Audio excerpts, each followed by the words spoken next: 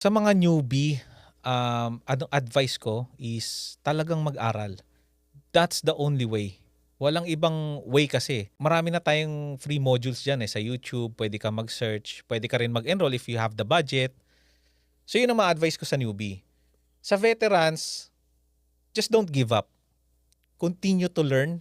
There will be a time may learning curve 'yan, Tito G, 'no? May learning curve 'yan na 'pag malampasan mo lang 'yon, you'll be fine. Magpe-pay off lahat ng ano mo, lahat ng pinag-aralan mo. So 'yun, tsaka 'yun i-prioritize natin yung risk management. Ito para sa newbie and veteran 'no, yung risk management 'yun ang top priority ko kasi Tito G.